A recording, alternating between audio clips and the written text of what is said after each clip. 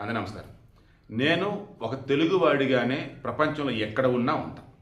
నేను ఆంధ్రోడిని, నేను తెలంగాణ అన్నట్టుగా ఎవరిని ఉండొద్దని నేను చెప్తా. ఓకే, ఆంధ్రప్రదేశ్లో ఉన్నాం, ఆంధ్రప్రదేశ్ బాగుండాలి, తెలంగాణ బాగుండాలి, ఎందుకంటే మన పక్క రాష్ట్రం అండ్ మన తెలుగు రాష్ట్రం. అలాగే తెలంగాణ వాళ్ళు కూడా, తెలంగాణ రాష్ట్రం విభజన జరిగింది, ఆంధ్రప్రదేశ్ విభజన జరిగి ఆంధ్రప్రదేశ్ తెలంగాణ రెండు ఏర్పడ్డాయి కదా. ఎస్, ఆంధ్రప్రదేశ్ నుంచి తెలంగాణ వేరుపడటం కోసం ఆంధ్రోళన అనరాని మాట్లాడినారు. ఇక తెలంగాణ గౌరవం కోసం పోరాడుతున్న మూమెంట్లో ఎస్, అది ధర్మంగానే కొన్ని సందర్భాలలో నోరు జారినా, గట్టిగా మాట్లాడినా, ఎన్ని చేసినా. సో ఆనాడు ఆంధ్రోళని అంటూ ఏవైతే మాట్లాడి ఉన్నారో ఓ రకంగా ఆ రోజు తెలంగాణ సాధించడం కోసం, తెలంగాణ ప్రజలని మమేకమవటం చేయడం కోసం చేసింది ధర్మమే. ఆంధ్రోడు బాధపడ్డ ఆ రోజు ధర్మమే. తెలంగాణ విభజన ఆంధ్రప్రదేశ్ విభజన జరిగింది, తెలంగాణ వచ్చింది. ఆ తర్వాత కేసీఆర్ ఏ ఆంధ్రోడైతే అంటూ రకరకాల మాట్లాడు, ఆ కేసీఆరే ఆంధ్రోళ్ళ కాళ్ళలో ముళ్ళు గుచ్చుకుంటే మునిపంటితో తీస్తా అన్నాడు. దాని అర్థం ఏంటి? అండ్ ప్రపంచ తెలుగు మహాసభలో పెట్టాడు ఇక్కడ. దాని అర్థం ఏంటి? క్లియర్. ఒకప్పుడు తెలంగాణలో ఉన్నటువంటి బడుగు బలహీన వర్గాలకి రాజకీయ అవకాశం కల్పించిన, తెలంగాణను పట్టు పెడుతున్నటువంటి పట్టేలు పట్టువారి వ్యవస్థను రద్దు చేసిన, అవన్నీ కూడా ఎన్టీఆర్ వల్లే. ఈరోజు తెలంగాణలో కీలకంగా ఉన్నటువంటి నాయకులు ఎవరైతే ఉన్నారో వాళ్ళంతా కూడా టీడీపీ నుంచి వచ్చిన వాళ్ళే. కేసీఆర్, రేవంత్ రెడ్డి, తుమ్మల నాగేశ్వరరావు, మండ వెంకటేశ్వరరావు, ఇలా చెప్పుకుంటూ పోతే చాలామంది ఉన్నారు. నేను చెప్పదలుచుకుంది, గత 4-5 రోజులుగా కేవలం వారి ప్రచారం కోసమో, వారి గుర్తింపు కోసమో, లేక వారికి అందినటువంటి పైసల వల్ల కానీ ఆంధ్రాల మీద విషం చిమ్ముతూ ఉన్నారు. చంద్రబాబు నాయుడు ఫైనాన్షియల్ డిస్ట్రిక్ట్ కానీ, హైటెక్ సిటీ కానీ ఇలా చెప్పుకుంటూ పోతే హైదరాబాద్ని ఎక్స్ట్రాడినరీ ఇంటర్నేషనల్ స్థాయిలో ఎలా డెవలప్ చేస్తారో నేను రేవంత్ రెడ్డి చెప్పారు. ఏ ఆంధ్రోడు విగ్రహాలు ఏదైనా పడేస్తామన్నారో ఆ ఆంధ్రోడు కాదు, ప్రపంచ నాయకుడు ఎన్టీఆర్ అంటూ ఆయనకి ప్రాంతం, వర్గం, కులం ఆపాదించడం తప్పు అని చెప్పినవాడు మన ముఖ్యమంత్రి రేవంత్ రెడ్డి గారు. రేవంత్ రెడ్డి గారు నాకు ప్రత్యేక గౌరవం. అందుకే మామూలుగా ఏ మాట కూడా ఓపెన్గా చెప్తున్నా, కొంచెం కాంగ్రెస్ పార్టీకి దూరంగా ఉంటాను నేను. కానీ రేవంత్ రెడ్డి గారు 2023లో గెలవాలని గట్టిగా ఎఫర్ట్స్ పెట్టిన వ్యక్తిని నేను. బీరస్ నాకు ఏ కోపం లేదు, కానీ నిరుద్యోగులు ఇన్ని రకాల ఇబ్బంది పడి కల్లారా చూస్తున్నాను కాబట్టి. సో మార్పు రావాలని కోరుకున్నా. ఏపీలో వైసీపీ గవర్నమెంట్ పడిపోవాలని కోరుకున్నా, ఎఫర్ట్స్ కూడా పెట్టున్నా.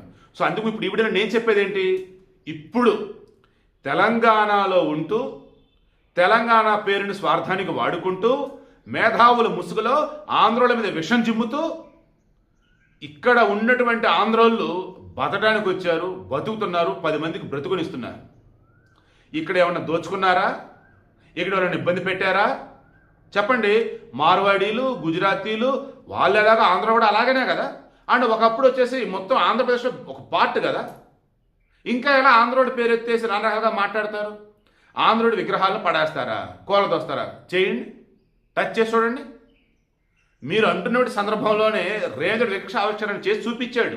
అదొకటి అక్కడ హైదరాబాద్ నడి బొడ్డున మన జూబ్లీస్ ఉప ఎన్నికప్పుడు మాట ఇచ్చాడు, మాట నిలబెట్టుకున్నారు ఎమ్మెల్యే నవీన్ గారు, తర్వాత రేవంత్ రెడ్డి గారు. సో ఈరోజు నేను చెప్పాల్సిన ఒకే ఒకటి, తెలంగాణలో ఇంకా ఎవరన్నా కానీ ఆంధ్రోల మీద విషం చెమ్మాలని ఎవరైనా చూస్తుంటే వాళ్ళకి సపోర్ట్ ఇవ్వకండి. ఆంధ్రప్రదేశ్, తెలంగాణ రెండు తెలుగు రాష్ట్రాలు. మనం గొప్పగా ఎదగాలి. రేవంత్ అని ఇదే చెప్పాడు, తెలంగాణ గౌరవాన్ని కాపాడుకుంటూనే తెలుగు ప్రజల మధ్య సహృద్భావ వాతావరణంలో లేక నేను చూస్తా అన్నాడు. ఆనాడు అంబేద్కర్, ఇందిరమ్మ, ఎన్టీఆర్ వీళ్ళ ముగ్గురమ్మ నాకు స్ఫూర్తి అన్నారు. ఇందిరమ్మ ఎంత ముఖ్యమో ఎన్టీఆర్ గారు కూడా అంతే ముఖ్యం కాంగ్రెస్ అని చెప్పున్నాడు. దాని అర్థం ఏంటి? ఇక టీడీపీ వాళ్ళు వేరే పార్టీ సైడ్ వెళ్ళొద్దు, రేవంత్ అన్న ఎక్కడుంటే అక్కడే ఉండను అన్నట్ట, లేక కాంగ్రెస్ సైడ్ రండి అన్నట్ట. అంటే 2023 ఎన్నికల్లో ఏమైందో చూసాం, 2024 ఎన్నికల్లో ఏమైందో చూసాం. సో ఈ వీడియోలో మెయిన్ ఇండస్ట్రీ చెప్పదలుచుంది, ఏపీలో ఉన్నటువంటి వాళ్ళు తెలంగాణ గురించి నాకు తెలిసి మాట్లాడే అనలిస్టులు, జర్నలిస్టులు నాకు తెలిసి ఒకళ్ళు ఇద్దరు కూడా ఉండరు. బట్ ఇక్కడ తెలంగాణ ఉన్నటువంటి వాళ్ళు తెలంగాణ ఎన్నో సమస్యలు ఉంటే వాటిని పక్కన పెట్టి మరి వాళ్ళకి పేమెంట్ ఏమైనా అందుతుందో లేదన్నప్పుడు ఆంధ్రుల మీద ఏడుస్తూనో లేదంటే ఆంధ్ర మీద విషయం చిమ్ముతూ వీడియోలు చేస్తే వాళ్ళకి వ్యూస్ వస్తే నాకు తెలియట్లేదు. కానీ ఘోరంగా నానా రకాలుగా మాట్లాడుకుంటూ పోతున్నారు. ఎందుకు అలా? ఒకసారి ఆలోచించుకోండి. పోనీ కింద సబ్స్క్రైబర్లు అయినా సరే మీరైనా కానీ మీ వేళ రెస్పాండ్ అవ్వాలి కదా. అసలు ఏం జరుగుతుంది తెలంగాణలో చూస్తున్నారు, ఇక్కడ విషయాల మీద మాట్లాడారు కదా, మీరు ఎందుకు వెళ్ళి అక్కడే మాట్లాడుతుంటారు, అక్కడే మాట్లాడే చాలా మంది ఉన్నారని అనాలి కదా. అనరు. ఎందుకంటే అక్కడ ఉన్నటువంటి కొంతమంది బ్యాచ్, ఎస్పెషల్ వైసీపీ అండ్ మరి కొంతమంది ఇక్కడ తెలంగాణ వాదన రెచ్చగొట్ట మరి కొంతమంది కలగలిపే ఇక్కడ ప్రాంతీయ విద్వేషాలు మరలా తీసుకురావాలని ఎఫర్ట్స్ పెడుతూ ఉన్నారు.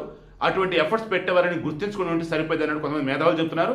నేను అందుకే ఒక్కళ్ళ పేరు కూడా ఎత్తట్లేదు, ఒక్కళ్ళు కూడా తక్కువ చేసిన మాట్లాడలేదు. బట్ ఒకే ఒకటి నేను క్లారిటీగా చెప్పదలుచుకున్నా, ఈరోజు తెలుగు వాళ్ళం ప్రపంచవ్యాప్తంగా ఎక్కడున్నా ఒకరినొకరు గౌరవించుకోవాలి, ఒకరికొకరు సాయపడుతూ గొప్పగా ఎదగాలి.